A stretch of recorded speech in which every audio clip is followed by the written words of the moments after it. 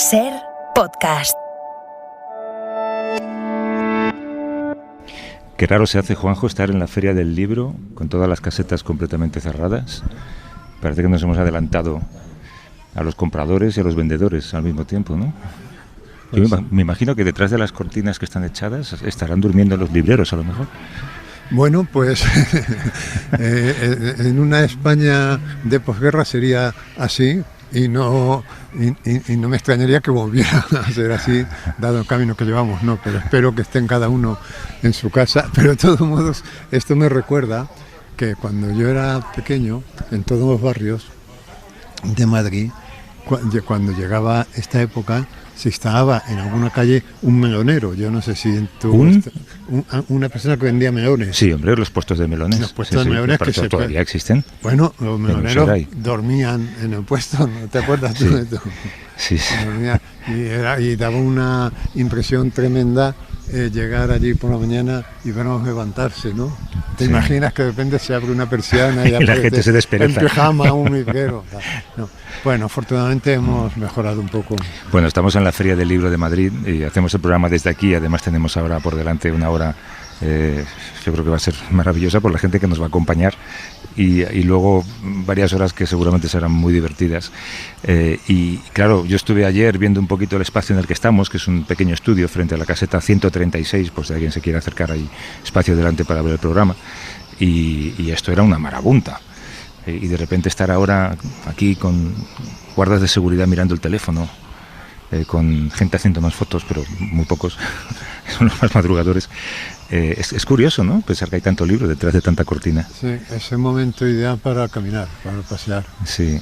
¿Tú venías de pequeño a la Feria del Libro? ¿Te traían tus padres? Bueno, no, mis padres nunca me trajeron. Pero a la primera Feria del Libro que fui, yo solo, yo tendría unos 15 años, yo ya era un lector enfermizo. No era en el Retiro, era en la calle Conde de Peñalver, esa zona que se llama Torrijos. Uh-huh.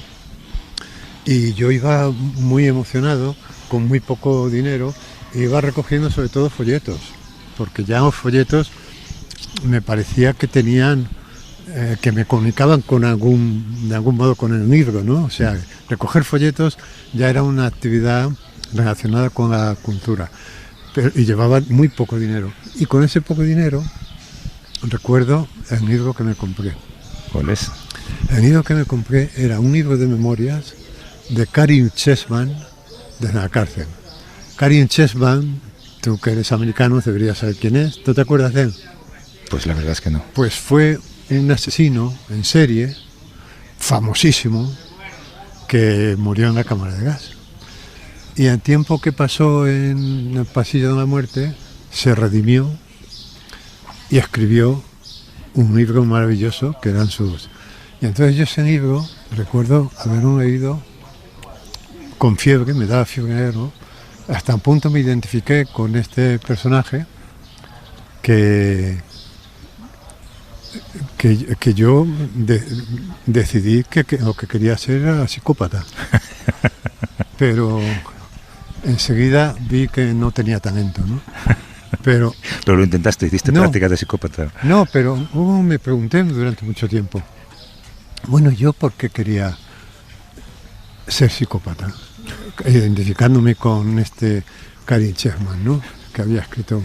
Es muy famoso, documentate. Es el Jeffrey Dahmer de los años, sí. Era de los años 40, supongo. No, es posterior. Y es muy famoso, Karin Chessman. Bueno, y entonces yo luego reflexioné, ¿por qué quería ser yo psicópata?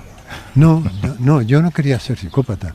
Yo quería contarlo, yo quería contar lo que me pasaba a mí por dentro.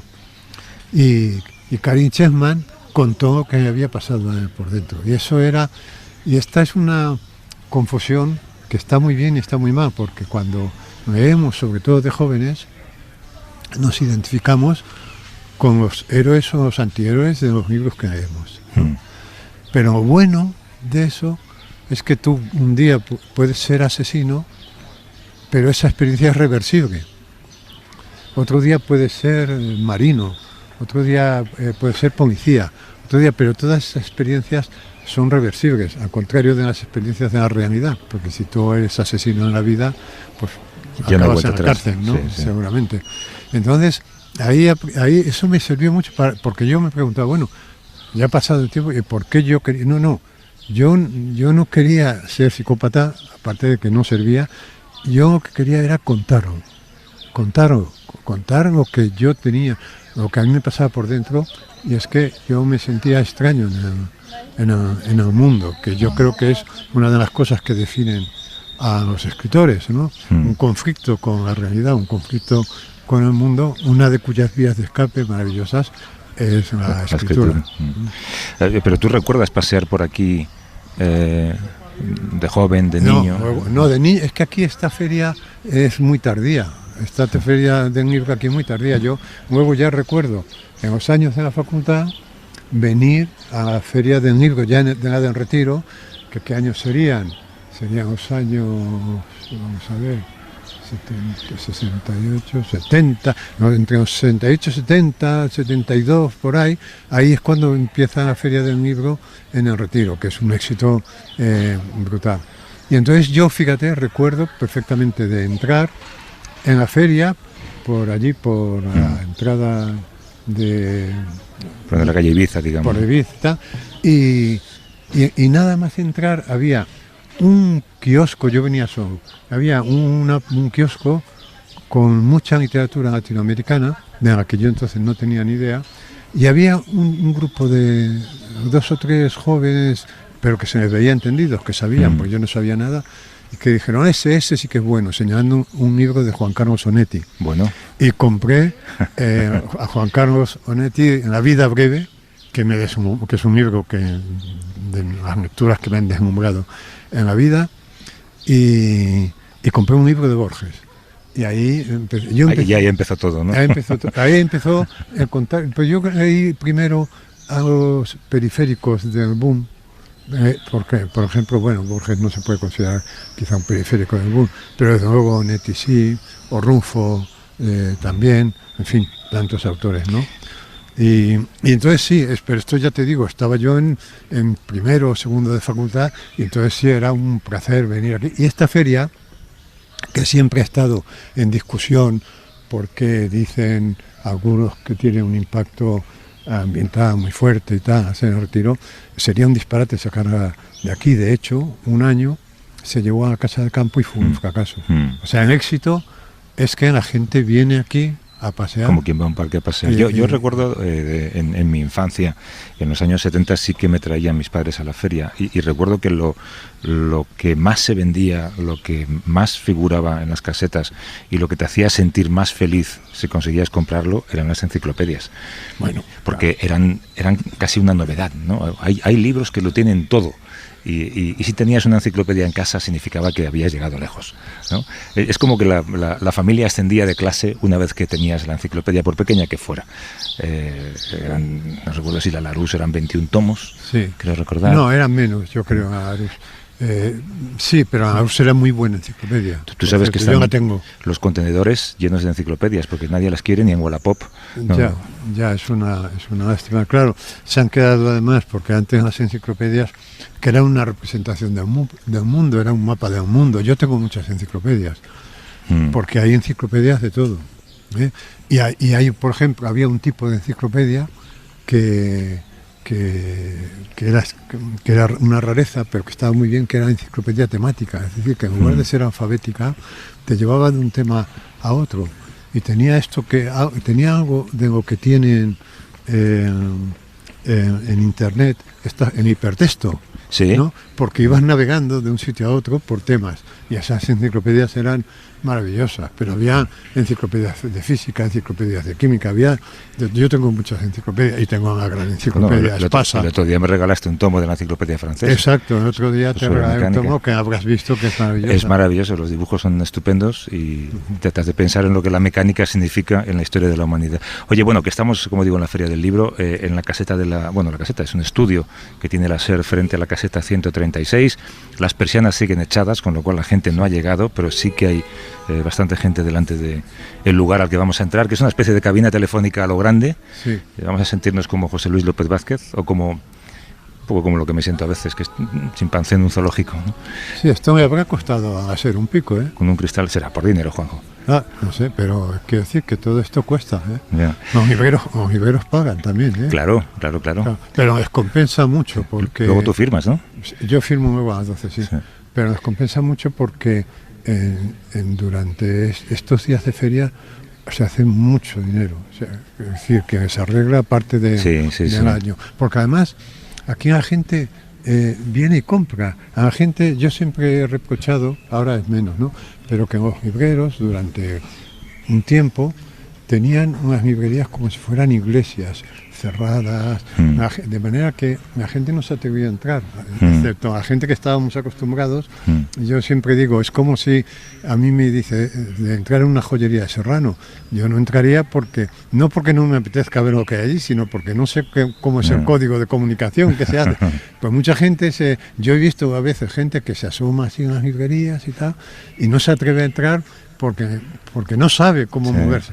Y sin embargo, esto tiene la ventaja de que aquí no vas tú a buscar al libro, sino que es el libro el que te viene a buscar a ti, ¿no? Está abierto.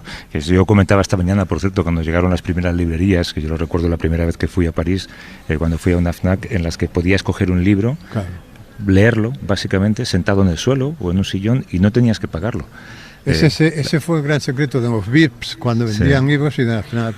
Claro que a la gente no le daba vergüenza entrar, porque no iban a preguntar si sabía quién había escrito Madame Bovary, que es lo que pensaban que se iban a preguntar, ¿no? Bueno, oye, ¿nos metemos en la cabinita? Uy, que hay gente de aquí. Venga, vamos. We've been gone for such a long time that I'm almost afraid to go home. A long road is a long, dragged out imagination where things can go wrong, but we keep rolling on.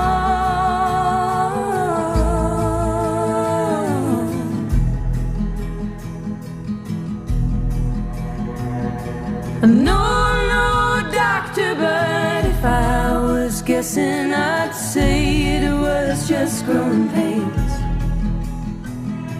And painful as growing is, we can't forget it's hard to get to taking the reins, and we'll all be okay.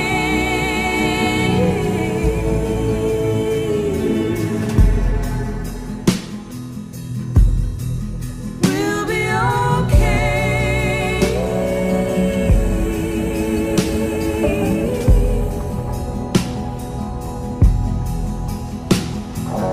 Dusty trails can lead you to a golden road.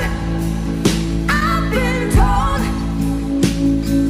Can't remember who it was or all she spoke. Will it pay for thoughts? Leave me broke. 'Cause everyone's around and I'm still alone. Everyone's around right now and I'm still alone. Madre mía, me estoy preguntando, Juanjo, ¿cómo iría el país si el Consejo de Ministros fuera la gente que está sentada en esta mesa? Mejor. Por mi parte, fatal, porque soy un desastre. ¿Tú qué cartera te pides, Rosa? Ninguna, ya te digo que yo iría al país, es que no tengo sentido de la organización, nada, cero. Yo a Manuel le veo en cultura y deportes. Yo en economía. O sea, ¿Economía? Sí, el Ministerio de Economía. Sí, la vicepresidencia económica. ¿Y la primera medida cuál sería? Subirlo todo. Sobre todo impuestos. No, subir los salarios. Mucho más. Sí, 4.000 euros al mes. Cultura para Luis, yo creo, ¿no? Y poner estudio de flamenco en todos los colegios desde el... ¿no? Sí, bueno, de Marina también. ¿De Marina? Sí, de Marina, sí. Me sorprende eso. No, pero, es por mandar, ¿no? No, es por mandar, efectivamente, porque el traje es bonito, porque me gusta a mí. En Mari me gusta más la pesca. Y a Eduardo lo vemos en asuntos exteriores, ¿no? No, yo me pido... Había un ministerio que se llamaba no sé qué y descanso. Educación y descanso. Tú te pides la segunda parte, soy ¿no? muy educado y lo que quiero es descansar. Sí. Bueno, que estamos en esta mesa en mitad de la Feria del Libro de Madrid, Madrid con este consejo de sabios que forman, además de Juanjo, Eduardo Mendoza, Luis Landero, Manuel Vilas, Rosa Montero y el perro de Rosa Montero. Perra, perdón. Petra. Que ya ha hecho acto de presencia. Te daba las gracias por madrugar, porque cuando te dijimos de estar aquí a las 9 me decías a las 9. Sí, es una hora cruel. Bueno, primero, a todos vosotros os veo cara de gallinitas. Seguro que os levantáis pronto. Yo no.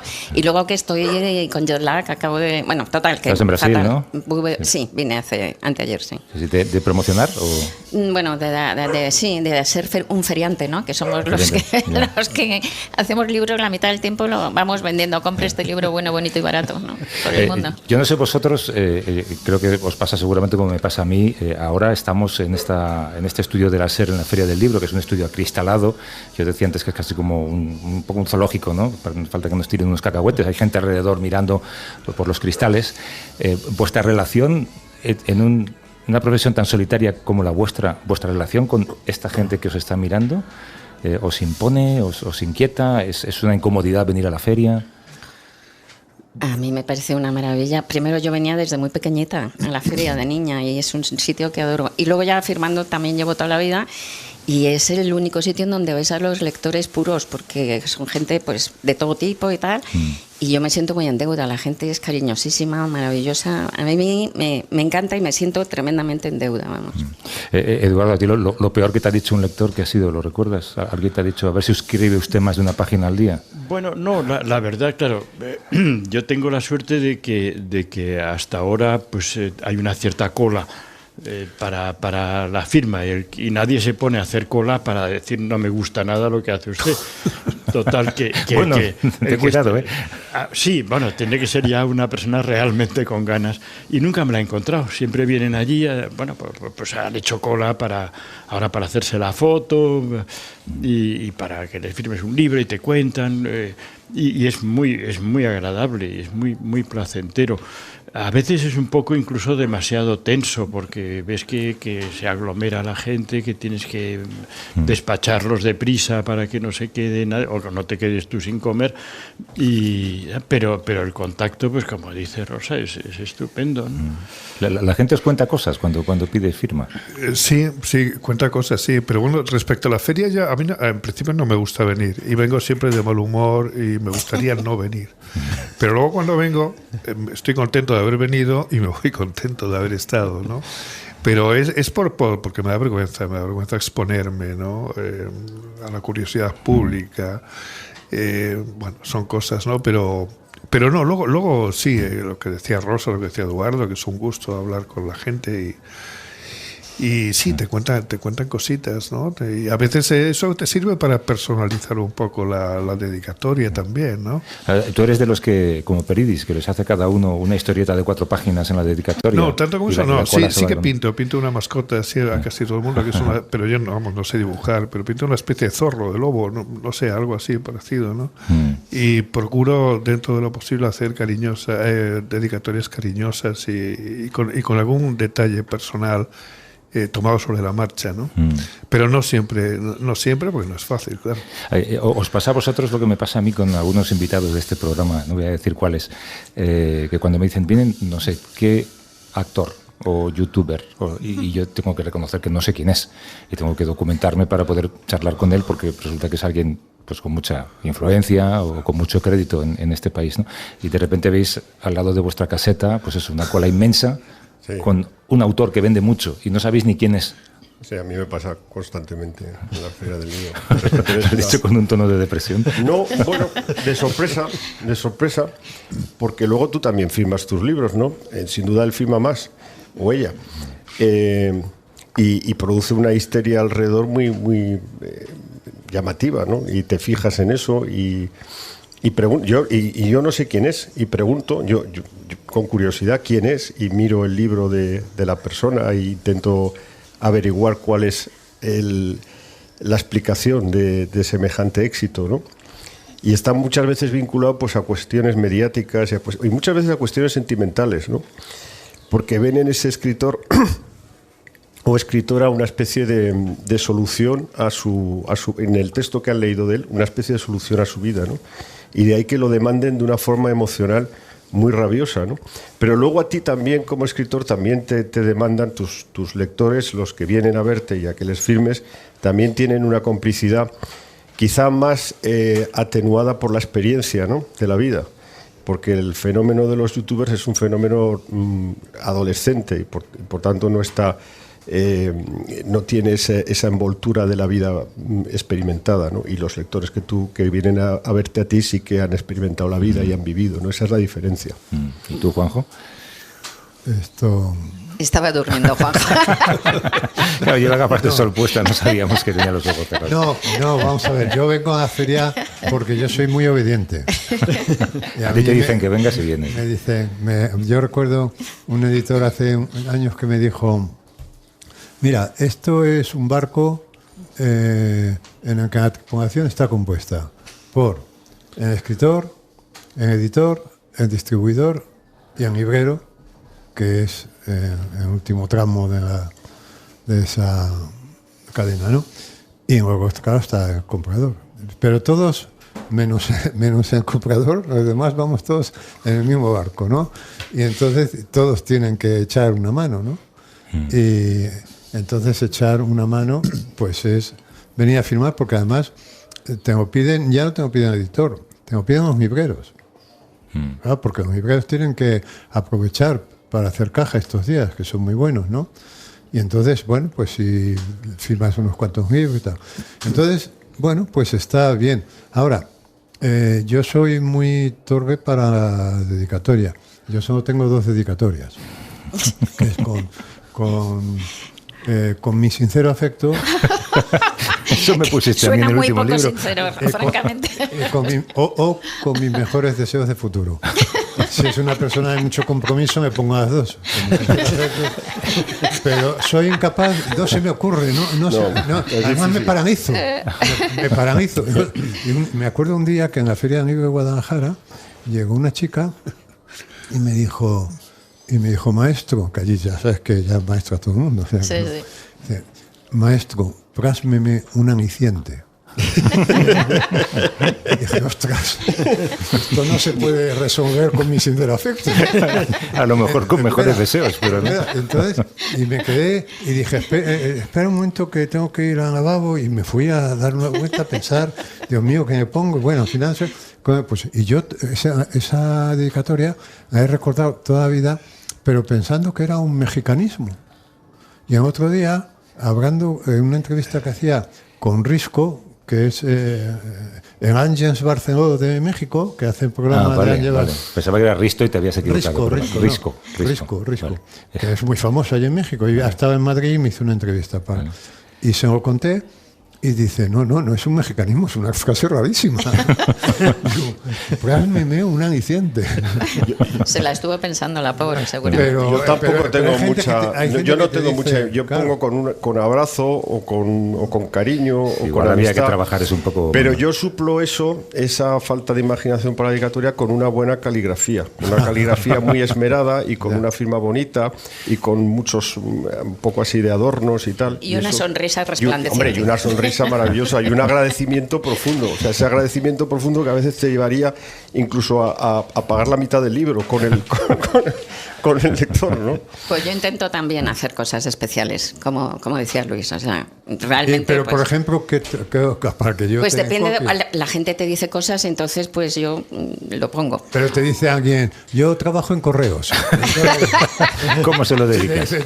Dice yo. Pues al mejor cartero del mundo. Al mejor cartero del mundo. Claro. Al mejor cartero del mundo. Claro. Claro. Hay una frase además que es en efectivo o con tarjeta, que es la que están diciendo los libreros todo el rato, y a veces se te puede meter en la dedicatoria. Sí. En efectivo. Es verdad, porque a veces estás firmando y te dicen una cosa y pones una tontería. Sí, se te cuela. Se te va la cabeza un poco, ¿no? ¿Y vosotros qué ponéis? Yo suelo poner, tengo Juanjo tiene 2, yo tengo 4, 5, 6. Bueno. Sí, no, Son bastantes. Un repertorio importante. Y luego varío. Pero bueno, ojalá que este libro sea un buen compañero de soledad. Muy bueno, Juanjo. Hoy lo pondremos todos. Bueno, eso ya es. Ya está. Os lo ofrezco. Esa es muy buena. Copyright Ojalá Landero. que estos libros te regalen gratos momentos de soledad. Buenísimo también, buenísimo. Sí, Bueno, gratos o sea, momentos de soledad, no sé si suena bien. ¿eh? Sí, eso es un poco melancólico. buenos ratos. Bueno, eso sí. Buenos ratos de soledad, ¿no? O sea, que sirve para las dos cosas.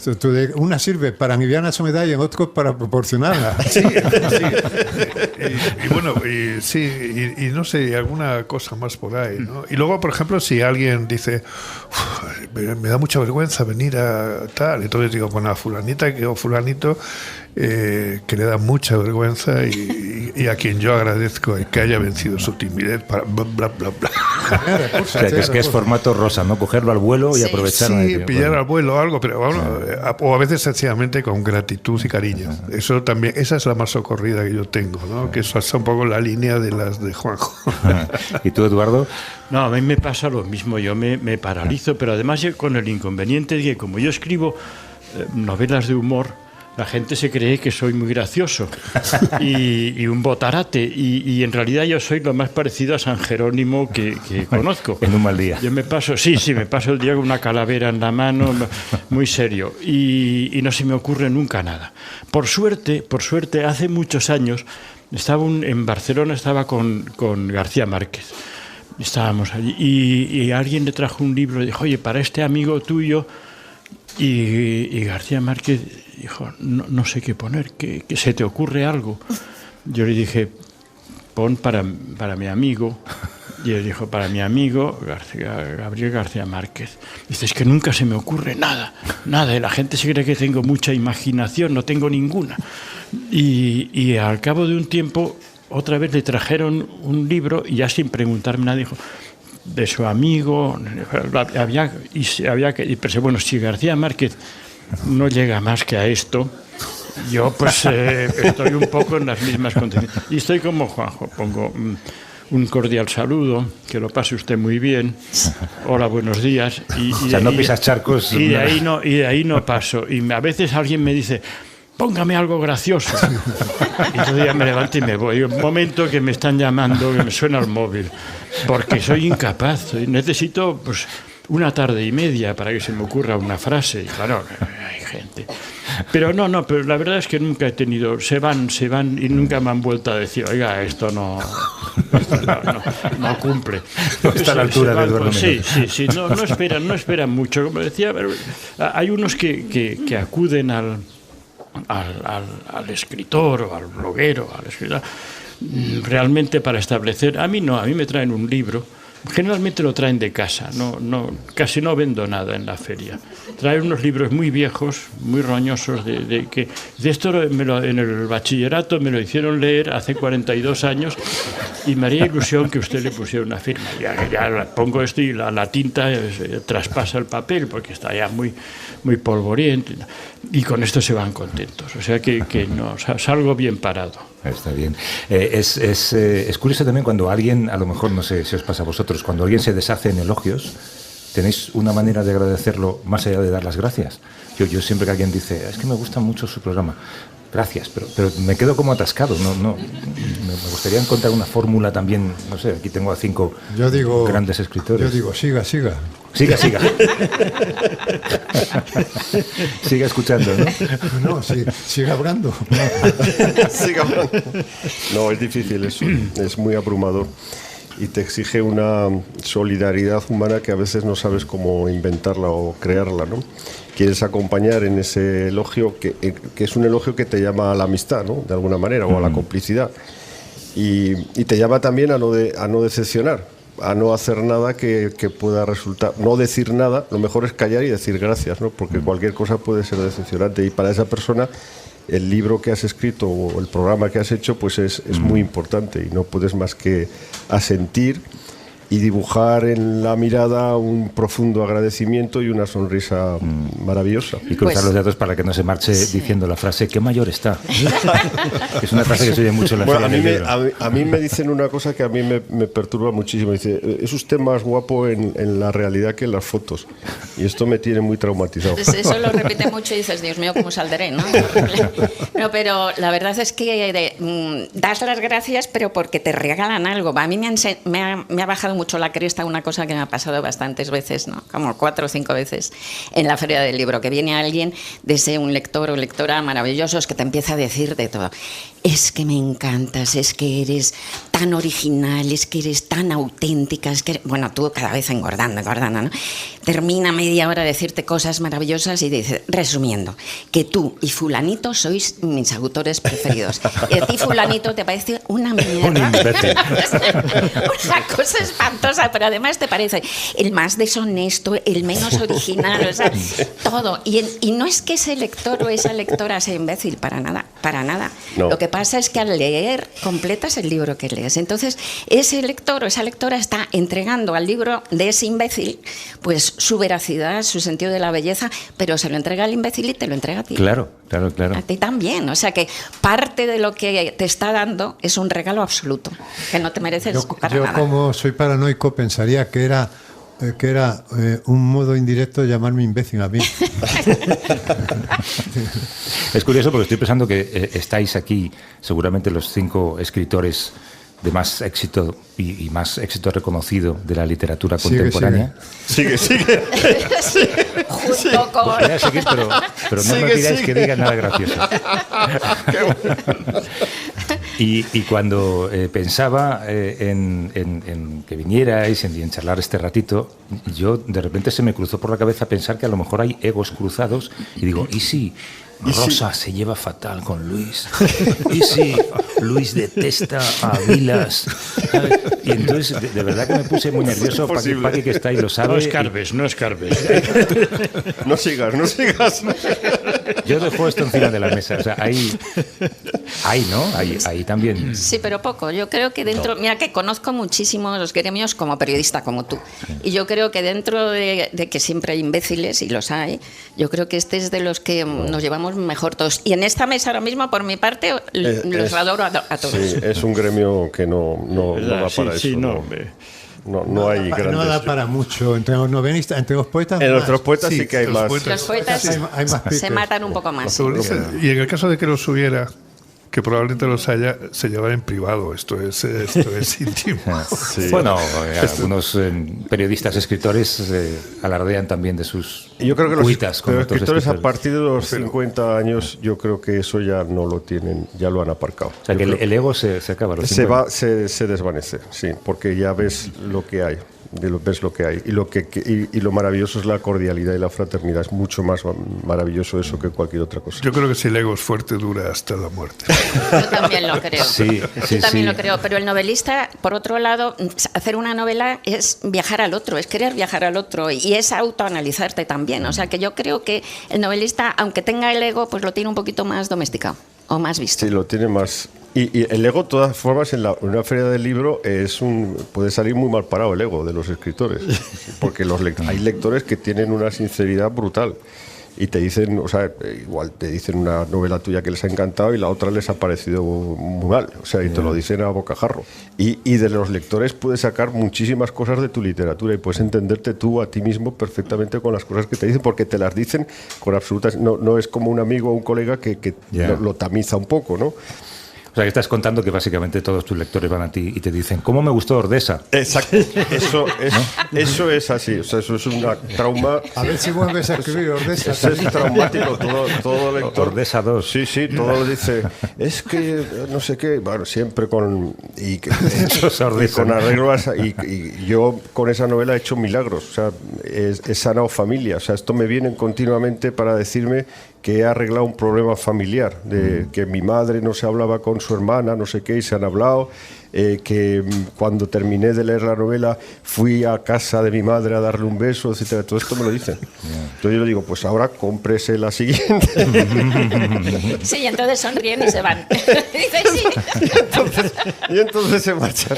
Y entonces en la dedicatoria pones en efectivo con tarjeta, ¿no? ¿Cuántos premios Planeta hay en esta mesa? Pues, ¿O finalistas bueno, yo o premios? finalista, yo fui finalista y está Juanjo que Premio. lo ganó, Eduardo. Lo gané. Yo no me he presentado nunca. ¿No te has presentado Pues nunca? oye, no dejes de hacerlo porque Es una pasta, ¿no? Arregla la jubilación. y se pasa muy bien. Sí. Sí. Muy Se divertido. pasa sí. es muy divertido. divertido. Hombre, tu apartamento en Londres hay una placa que pone gracias a Premio Planeta, ¿no? Bueno, eso no se dice, pero el dinero es estupendo. El reconocimiento, según donde vas, te dicen, pues este ha ganado el premio, no sé qué, pero donde vas, lo primero que dicen, este ganó el premio Planeta. Porque eso, y entonces te abre las puertas de otro mundo lector, de otra gente, y aparte de eso, yo engordé no sé cuántos kilos, porque te vas paseando por España. Por España y América. Yo a América no la hice, no, me privilegios de la edad, yo no fui a América.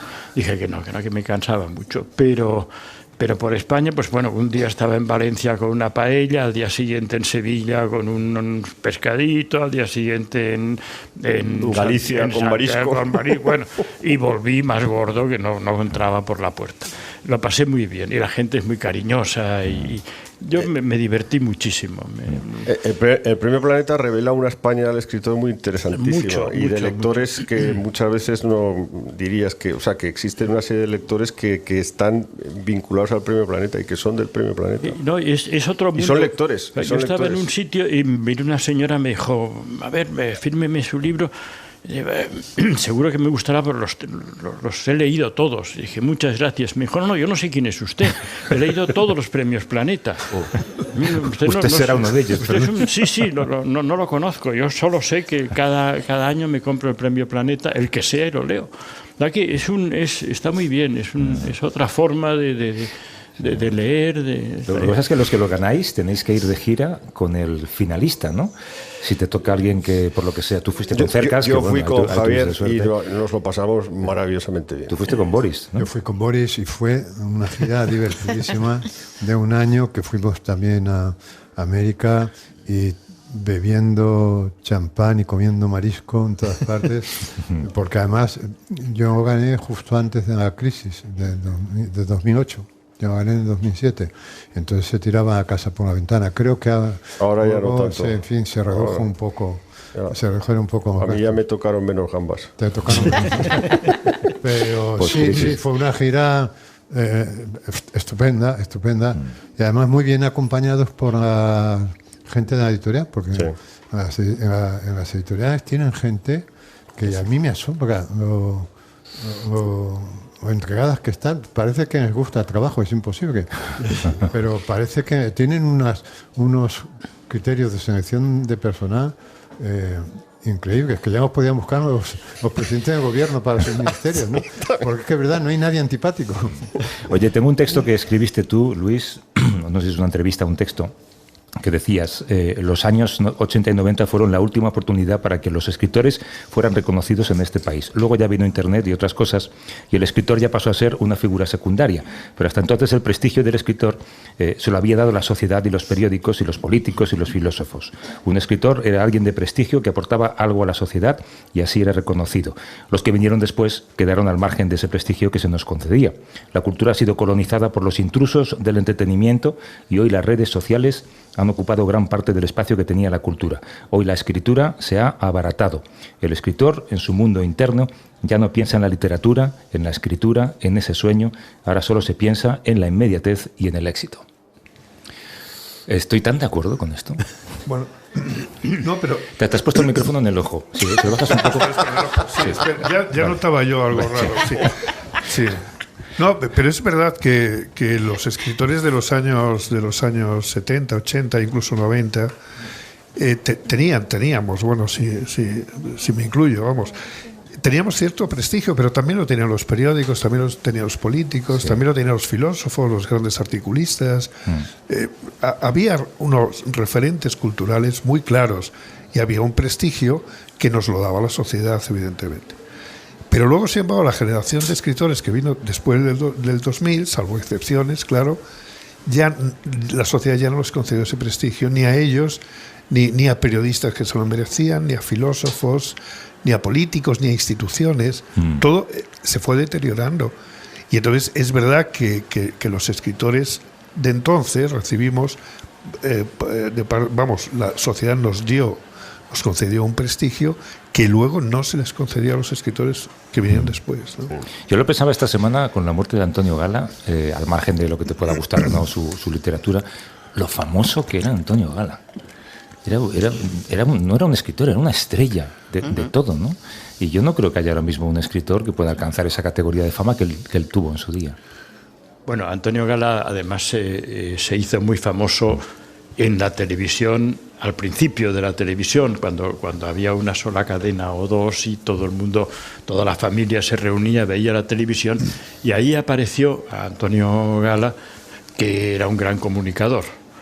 Y eso le dio una fama, junto con la que había ganado con la escritura, con unas obras de teatro, en fin.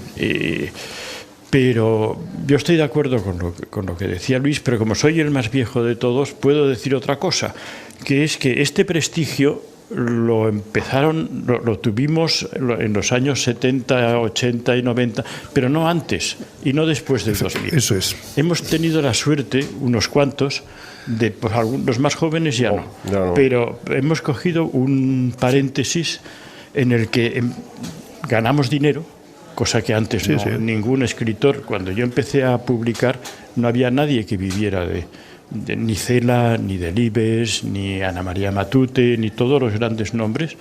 Tenían que tener un segundo empleo y bueno, todo eso cambió. Y hemos vivido una etapa estupenda, que seguramente ha sido corta y se ha acabado.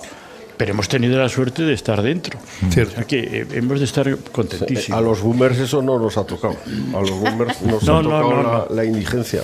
La indigencia os veo. Bueno, tú no te puedes quejar. Que escribiste Ordesa, tu gran novela. Sí. A partir del 2010, yo creo que esa idea del prestigio y tal ya no nos toca. No.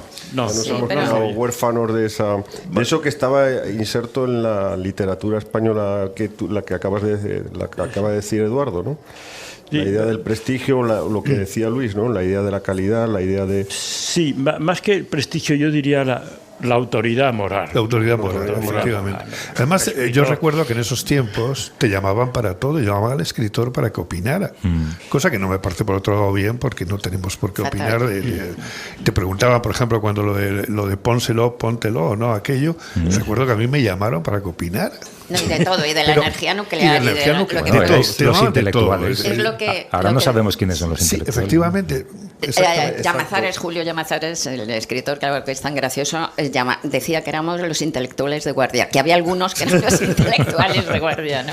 Sí. Pero es que ha pasado una cosa, por otro lado, muy curiosa, y es que la lectura siempre ha sido una actividad minoritaria, pero ha sido una minoría que ha ido creciendo siempre, en todo el mundo, ¿no? Salvo en un país en guerra y tal y cual. Hasta hace 10 años o así. Yo me acuerdo que por primera vez en la historia empezó a bajar. Entonces, me acuerdo que fui a una conferencia gordísima de educación en Ciudad de México como 2 años antes de la pandemia, y ahí se lo preguntaban y decía alguien, no, pues esto es por Netflix y tal, tonterías, porque cuando salió el cine decían va a dejarse de leer, mentira. Cuando salió la televisión va a dejarse de leer, mentira, y así. ¿Qué es lo que ha pasado? No es Netflix. ¿Qué ha pasado en los últimos 10 años que nos ha quitado de la lectura? Pero eso es... El smartphone. El smartphone. Que nos come 5 horas al día y a cachitos. En el smartphone, y no nos damos cuenta. Pero Rosa, en el smartphone también se lee, ¿eh? Esa pérdida de... se lee, pero... Yo tengo novelas en el smartphone. No, y yo leo, cuando voy en metro, leo en el smartphone. Pero... normalmente lo que hace el smartphone a la gente en general es comerte la vida a cachitos. 10 minutos aquí, de media son 5 horas, 5 horas y media. Sí. Y eso es todo el ocio, ¿no? Entonces, antes la gente, por ejemplo, los libreros y tal, pues se mantenían en la industria del libro en gente que leía un libro al mes. Y ahora esa gente lee 2 libros al año en verano. Y el resto se da. Entonces vendía a la gente, todo el mundo vendía más repartido, y ahora lo que se vende son los libros del año, pues yo que sé, de Patria, 500.000 de ejemplares. Los libros del año, porque son los 2 que se venden en verano. Me pregunto si esa pérdida de prestigio no afecta a la cultura en general. Es decir, yo recuerdo de cuando era pequeño, ser culto era un modo de salvación, incluso en el sentido de salvación cristiana. Y yo se lo he dicho muchas veces a Pino, la gente enviaba a un hijo al seminario en los pueblos, no solamente por quitarse una boca, sino porque tener en la familia a alguien que supiera latín era verdad un salto de estatus, ¿no? Entonces la cultura estaba mitificada.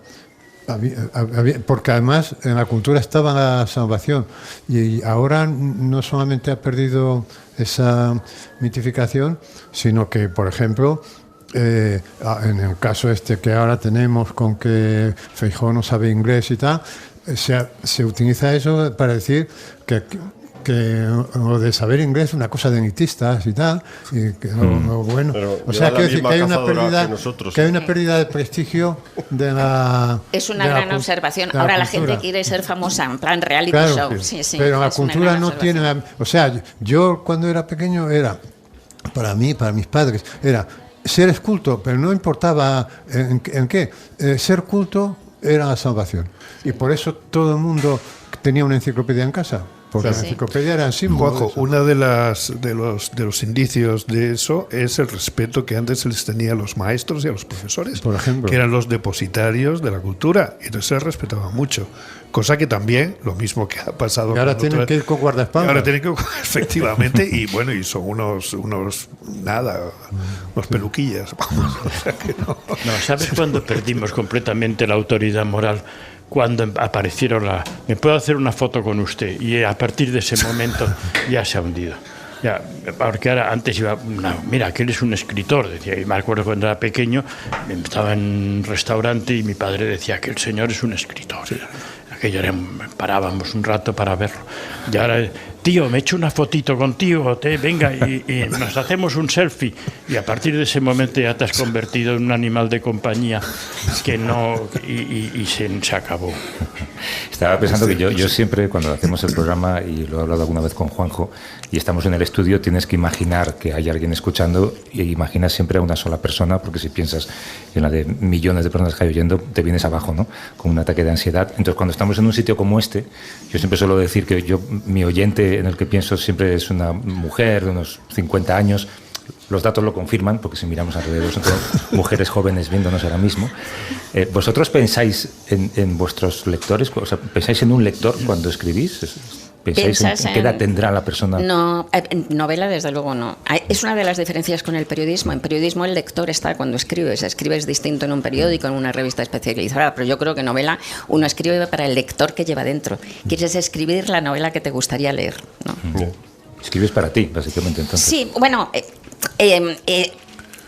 necesitas, el arte es comunicación, necesitas que te lean, y si no te leen, la historia de la literatura está llena de gente que se ha vuelto loca, ¿entiendes? Pero digo que en el momento de escribir, estás escribiendo el libro que te gustaría leer. Estás intentando tocar una tecla que tenga que ver con la vida, ¿no? Profundamente con la vida. Y si esa tecla suena bien y reproduce y representa y explica algo que tú has visto en la vida y que es de carácter profundo, pues entonces te quedas... Eres lector de lo que estás escribiendo, lo escribes, pero también eres lector, y lo que buscas es que ese texto esté en consonancia con algo que tú has visto de la vida y que eso le pueda ser transmitido a un lector después. Es que es un poco equívoco eso de escribir para ti mismo. Claro, yo escribo para mí mismo, pero es que yo además de escritor soy lector. Es decir, que yo escribo también para el lector. Yo no le puedo decir por las mañanas al lector que yo soy, oye, quédate fuera de la habitación, que el escritor va a escribir. No, el lector está ahí, está incorporado al proceso de escritura, y también escribes para ti, pero escribes para ti como lector también, ¿no? Eso. Hay un dicho latino que es el que escribe, lee dos veces. No sé cómo se dice en latín, pero es... ¿Ves? Si hubieras ido al seminario como Juanjo, ahora sabrías latín. Pero Juanjo no nos ha explicado nada, porque se ha quitado la cazadora de la suerte. Sí. Bueno, ellos no lo saben. Esta cazadora que lleva Manuel, y que Juanjo yo creo que tiene el modelo parecido. Lleva un modelo más espartano, más se ha hecho famosa en el programa con menos colorines. ¿Pero dónde lo regalan? ¿Dónde las Pues es que lo regalan, sí que lo regalan. Sí, pero ¿dónde? Pues esto es un fan fan sofán, que en Santander, por donde pasamos Manuel y yo, Y Jennifer Aniston y Jennifer Feijóo. Aniston y Feijóo, Un montón de gente y Felipe más. González. Y Felipe Bueno, pero González. este nos hizo creer que era un fan y que diseñaba chupas de estas y que nos regalaba una. Además nos la traían a medida. Y resulta que luego todo el mundo la lleva porque la lleva en los últimos días de campaña de Feijóo iba con esta chupa, Esa ya, que es muy sí. cómoda y para la lluvia esto está muy bien. Pero yo cuando se la vi a Feijóo me quedé de piedra. Vamos, es que Pero ¿y ahora lo llevas yo como le escribí contracultura, entonces, o qué? sí, no, hombre, yo la llevo por homenaje a Juanjo, porque se la vi el 23 de abril en Barcelona y me quedé de piedra. Digo, Pues se han utilizado. Oye, que os agradezco mucho este ratito de conversación a estos 5 autores de grandes novelas y pésimas dedicatorias. A Juanjo, por supuesto, que está cada domingo. Eduardo Mendoza, te pediría que dijeras algo gracioso para terminar, pero te irías a pensarlo. Rosa Montero, Manuel Vilas, Luis Landero, todos grandes personas, grandes amigos. Gracias por venir y suerte con todo. Gracias.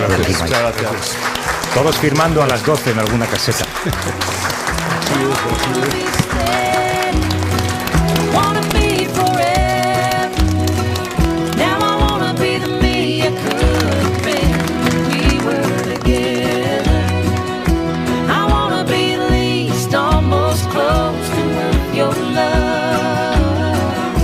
I wanna be who you thought I was. Yeah, I wanna be who you thought I was. Para no perderte ningún episodio, síguenos en la aplicación o la web de la SER, Podium Podcast o tu plataforma de audio favorita. Cadena SER. La radio.